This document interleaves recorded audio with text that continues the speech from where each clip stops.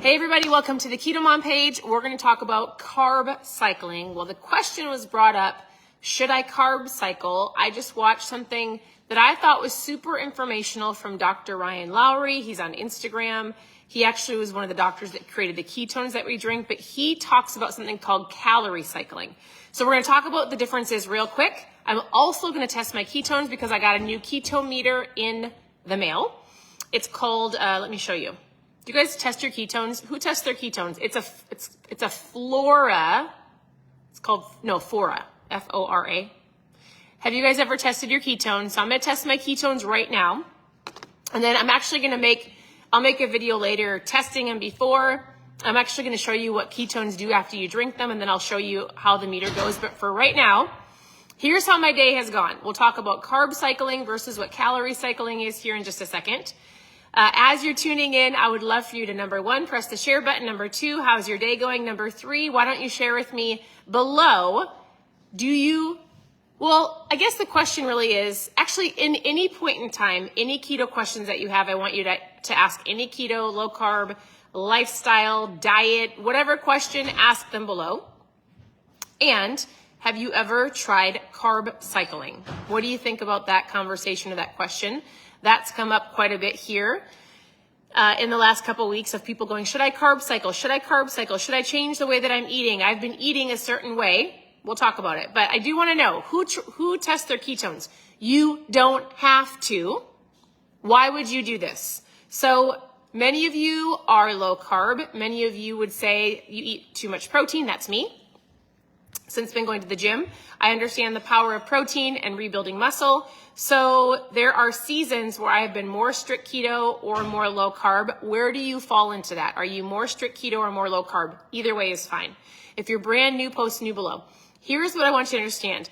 If somebody's telling me they're doing a keto diet, like, yes, I am doing a keto diet, you've got to make sure you're doing it properly, right? Like if you're tracking your food and you're doing what my husband did 9 years ago, where he was pricking his finger to make sure his body was making ketones, and you can drink them and test them.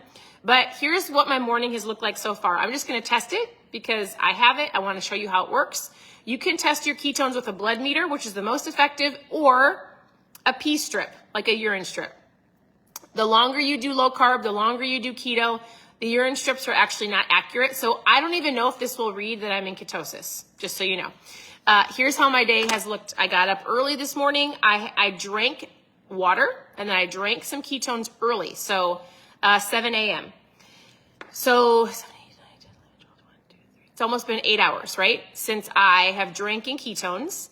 I had a couple sausage links before I went to the gym at noon, and then I got home. I did CrossFit, so we did an hour workout. I got home, and I had a really small low-carb wrap with some tuna fish. So that's what I've had today. I actually feel really good.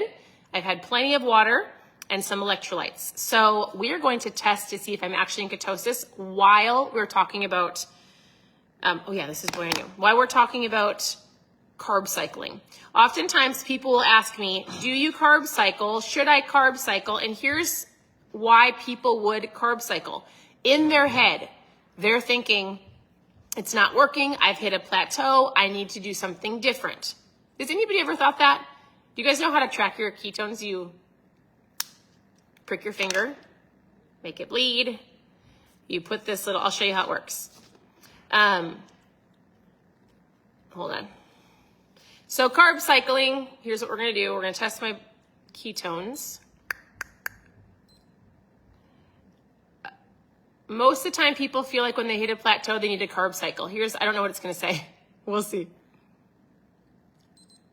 0.6. All right. So if you follow like a blood meter and you're like, here's what it means. A 0.5 is technically considered like, oh, your body's got ketones in it. My body's either making them. I drank a pack of ketones 8 hours ago. So I would say actually for me, this is really good. Naturally, I probably still have ketones in my system because I eat higher protein. And so I'm at a 0.6. I'm actually going to drink ketones in a little bit. And then I won't come back on. I'll make a little video showing you how they bump up. I bet you this will be over a 1. Nutritionally, like if your goal is to have your body making its own ketones, you really want to shoot for a 1, right? So kind of fun, 0.6. It's a great start. It'll definitely go up later. So here is carb cycling. Do you guys like to track your ketones? It's kind of fun to see, don't you think? Does anybody track them? If you want to know what this is, I actually will share, I'll tag this in my stories. This company sent it to me. It's a FORA. I don't know. There it is. Super nice. So here's what I've learned. Carb cycling or calorie cycling. Oftentimes people will hit a plateau. I do have 4 dogs and 4 kids, if you don't know. My name is Stephanie. If I have not met you, if you're new, post new below.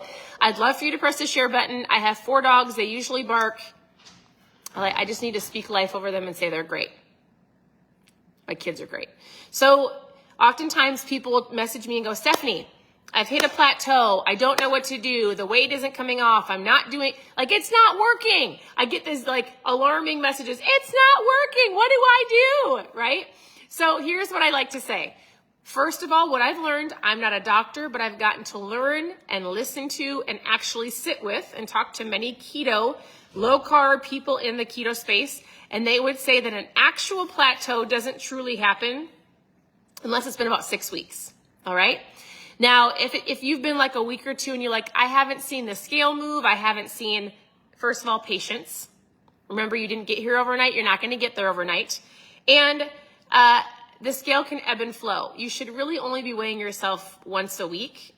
I know some of you are like, oh my goodness. I want you to pay attention to inches lost, clothes fitting differently. Can you run further? Like today, I did some pull-ups and I was like, I'm getting stronger because I could use a less resistant band, right? I know my body's getting stronger because I can do the workouts more effectively.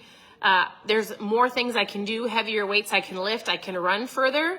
That is a good indication that I'm getting stronger, right? And so pay attention to all of those things as you're pursuing better, whether it's fat loss, muscle gain, feeling better, overall health. There's more than just the scale.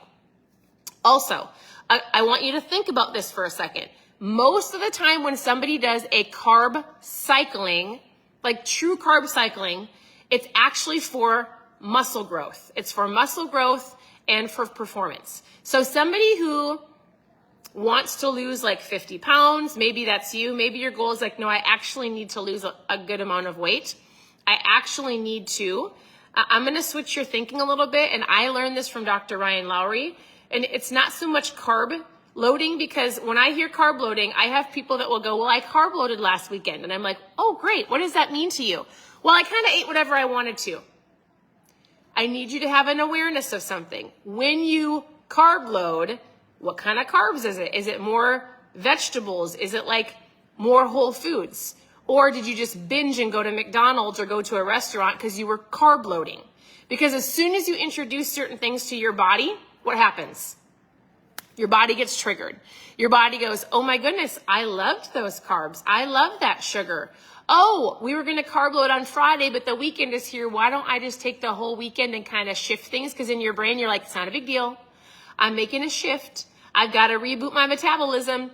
And then you go into the whole weekend and then you've got these crazy cravings.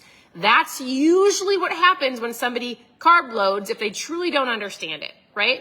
And I'm not an expert, but I would say you can just simply Google carb loading and read why people do it, how they're working on like growing muscle or eating more food to truly get muscle gains or performance. If your goal is to lose weight, I'm going to talk to you about something called calorie cycling, which I learned from Dr. Ryan Lowry. Is this making sense? And here's what he said. He said, if you truly hit a plateau, because he said nobody should be eating, let's say 1,200 to 1,500 calories 7 days a week, 365, like every day for the whole year. Like you shouldn't stay stagnant on the exact same foods, the exact amount of foods, because your body does get used to it. So he said what he recommends is if somebody's going to carb load, but he would say calorie load, he said what I would recommend is having you lower your fats and up your protein for a day or two. Up your protein a little bit because your body actually doesn't effectively convert protein into fat like it would do carbs. Right? It's going to use it as fuel. So if you want to try to shift some things, he recommended 2 things. Calorie cycling, drop the fat, up the protein. Your body won't convert all of that protein to fat like it does other things. I'm learning this from Dr. Ryan. And he said, if that isn't enough, which remember, anytime you switch things up, you might have different cravings going on, so you got to make sure you stay on track. And if that isn't enough, he's like, try switching your sometimes most of the time people intermittent fast in the mornings. So if you're intermittent fasting, you've done that for such a long time, he said, shift it for a little bit, shift your eating window to be in the PM. So what that would do is you would have breakfast and lunch and you'd shift, right? You'd shift your 14 to 16 hours and it's going to shift things. He's like, it's not easy. I just listened to a little video about this. He's like, it's not easy, but it's going to transition things. It's going to shift things. It's going to have your body go, oh, wait, what are we doing? Right? And so if your goal is fat loss and you feel like you've reached a plateau, besides doing things like we've got different reboots and we've got different fasts that we do as a community, if you've never done them, if you want to know more about like some different fasts and things, like I walk people through them every month, you can post reboot in the comments and I can talk to you about that. But truly, number one, up your protein, lower your fat, and just shift your calories a little bit. And he would say, like on your active days, like if you want to calorie cycle on the days you're not sitting at an office desk, on the days that you're not just kind of sitting, those are the days that you would up the calories and the protein. So if you've got a more active day, it might be on a weekend where maybe you're going to the zoo or the lake, you're walking around with your family, it could be like a Saturday or a Sunday. When you're more active, you're going to shift your calories and do more protein and lower fat. Does this make sense? On your sedentary days, the days like if you've got an office job Monday through Friday, that is not when you're going to want to shift those calories. You're going to want to lower them. So on a higher impact day, you could higher them. On a lower impact day, you're going to lower them. I hope this makes sense. It doesn't mean you have to do that, but if you've been on the same, like I've been low carb or strict keto for X amount of time, if it's been like 6 months, it's not going to hurt you to shift some things a little bit. Shift your eating window, shift the protein consumption, just to have your body go, oh yeah, we've been doing this for about 4, 5, 6 months. Let's make a little shift for a little bit just to kickstart that. Does that make sense? I hope that makes sense. Again, I'm learning, I am growing. It's one of those things that I have shifted in eating way more protein and actually moderate fat and low carb because we joined the CrossFit gym. My goal is muscle growth. I'm actually don't want to lose any fat, like my goal isn't fat loss. And I need to be eating more in order to keep up with my workout. So that is what I am doing. I am still in ketosis because I just checked. I do drink ketones, which help me immensely with my workouts and just overall performance and overall my day. It is my mom fuel. I won't go a day without drinking it. So if you've never tried ketones, I'm actually going to make a video in a little bit walking you through what they are, how they work. I'll test my ketones before and after, and you can see that I can test it in my blood. They work every time.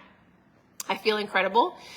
Even right now, like it's been 8 hours. I don't need a nap. I don't feel terrible. I feel incredible. I did a CrossFit workout. I'm not out of energy. I drank ketones this morning. I'm going to drink another one in a little bit, and I'm going to finish my day strong. I feel great, but I fuel my body the best that I can. I drink water and I drink ketones. So if you've reached a plateau, we just talked about a couple of things you could do, right? You could calorie cycle, be aware of carb cycling, what carbs you're going to eat. It's not like fast food carbs. I'm going to be more of a Whole30, but I would challenge you to look it up. Fasting, there's different fasts. You can shift your eating window. You can drink ketones or do a reboot. So whatever questions you have, please ask your questions below. I am here to help. I will share a video in a little bit about ketones and how they work. Reach out with any questions you have, any keto questions. I can't read them at the moment only because I got to take my kids because my little kids go to CrossFit now. So we're going to be leaving, but I'll come back on and do another live answering any questions that you ask in the comments. Reach out with questions you have for me. You can post reboot below if you want to know more about some different types of fasts. And you can post Mom Fuel if you've never tried ketones, and we can chat about it. Otherwise, I hope you guys have an incredible day. Always here to help. I appreciate you, and we'll talk to you very soon. Bye.